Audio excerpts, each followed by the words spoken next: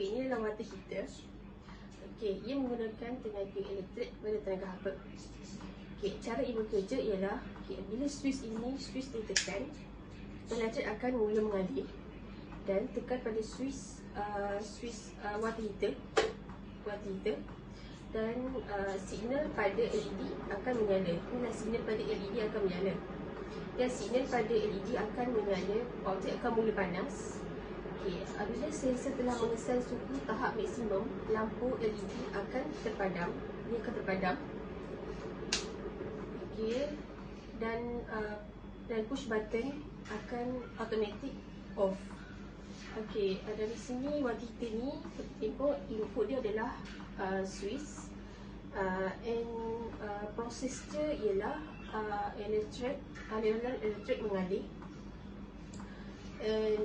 signal pada LED menyala dan sensor telah mengesan suhu pada tahap maksimum, dan dia punya output adalah lampu LED terpadam dan water heater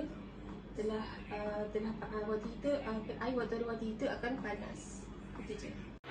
Prinsip operasi chariot elektrik berdasarkan pemanasan air yang terletak di dalam termos biasanya terbuat daripada kaca, plastik atau keluli tahan karat. Semakin tinggi kekuatan elemen pemanasan elektrik, semakin cepat air mendidih. Chariot juga dilengkapi dengan sensor suhu dan switch pemanasan automatik. Apabila peranti dihidupkan dengan menekan switch voltan, dibekalkan ke elemen pemanasan elektrik dari rangkaian yang berdasarkan proses fizikal pemanasan elemen. Elemen pemanasan lingkaran yang terletak di dalam badan elemen pemanasan berlaku. Selanjutnya, air yang dipanaskan menjadi lebih ringan daripada sejuk dan naik ke atas, dan air sejuk tenggelam. Tindakan ini berlaku selagi elemen pemanasan elektrik mengalihkan kuasa termalnya ke air yang mengelilinginya di dalam termos.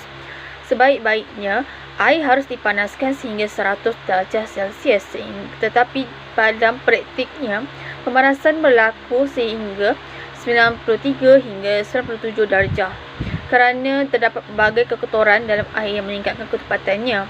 Setelah semua air menghangat sehingga suhu tertentu, termostat sensor pemanasan air termal diaktifkan. Ia dirancang untuk suhu air tertentu, dan setelah mencapai suhu tertentu, ia mematikan switch chariot. Dengan itu menghentikan bekalan tenaga elektrik ke elemen pemanasan. Dalam beberapa chariot, sensor dipasang pada penutup yang ketat, dan jika penutupnya tidak ditutup rapat, chariot tidak akan menyala. Ini dilakukan untuk memastikan keselamatan dan mengelakkan panas dari wap air. Okey, proses ini dipanggil proses kawalan lewat. Ia merujuk kepada masa untuk gelung kawalan proses membuat pelarasan yang perlu kepada elemen kawalan akhir. Contohnya, jika perubahan mendadak dalam suhu cair berlaku, ia memerlukan beberapa masa yang terahat untuk sistem kawalan menggerakkan injap kawalan steam secara fizikal.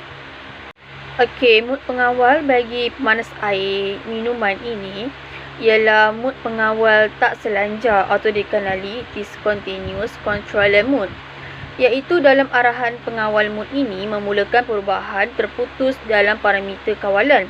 Memboleh ubah dimanipulasi bagi mod pengawal tak selanjar hanya boleh tukar dalam langkah yang ditetapkan. Pengawal tindakan terputus yang paling terkenal ialah kawalan 2 langkah yang hanya boleh menganggap keadaan hidup atau mati. Contohnya water heater. Ia menghidupkan dan mematikan arus elektrik untuk elemen pemanas bergantung pada suhu yang ditetapkan. Jenis kawalan tak selanjar bagi pemanas air ataupun disebut type of discontinuous controller mode ialah two position controller mode, iaitu mod pengawal 2 kedudukan. Mod pengawal 2 kedudukan menggunakan peranti yang mempunyai 2 keadaan operasi, dihidupkan atau dimatikan sepenuhnya. Ini dipanggil kawalan on-off atau pengawal listrik kawalan hidup. Mati mengaktifkan output sehingga nilai yang diukur mencapai nilai rujukan. Ia menunjukkan ciri input kepada output untuk pengawal 2 kedudukan bagi refrigerator yang bertukar daripada off kepada on. Okey. Nyatakan apabila pembalik ubah yang diukur meningkat melebihi set. Okey, sebaliknya, ia bertukar daripada keadaan on kepada keadaan off apabila pembalik ubah yang diukur berkurangan di bawah titik set. Okey, peranti ini menyediakan output yang ditentukan oleh sama ada isyarat ralat berada di atas atau di bawah titik set. Okey, magnitud isyarat ralat adalah di atas atau di bawah titik set. Magnitud isyarat ralat melepasi titik itu tidak membimbangkan pengawal. Dan akhir sekali, walaupun kos mudah dan rendah, mod kawalan ini mempunyai kecenderungan untuk mengatasi nilai yang dikehendaki. Injap lencana aliran FDV yang digunakan dalam logi HTST dan injap salonan adalah dua kedudukan on-off pengawal. Hai and Assalamualaikum warahmatullahi wabarakatuh. My name is Nurul Ana Atira binti Mazuddin. My matrix number is 14EM.9F105. So today I want to explanation about the stability of control system. Okay, so let's start it. Based on the video that we can see, vehicle stability control system has eliminated oversteer and understeer when cornering. It does this by controlling the braking force to each wheel and adjusting engine power. See how the recall that vehicle stability control experience oversteer or understeer will the blue car with vehicle stability control suppresses skids and maintains control.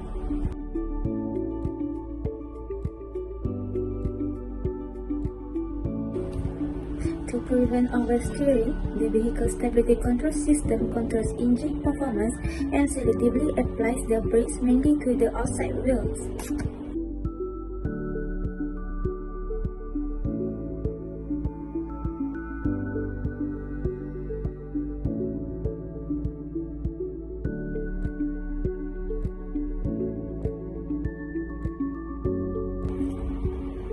When understeering, vehicle stability control brakes the individual wheels and reduce engine output, helping to keep the vehicle on track.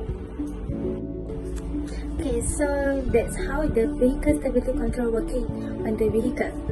So thanks for me. Thank you. And Assalamualaikum warahmatullahi wabarakatuh.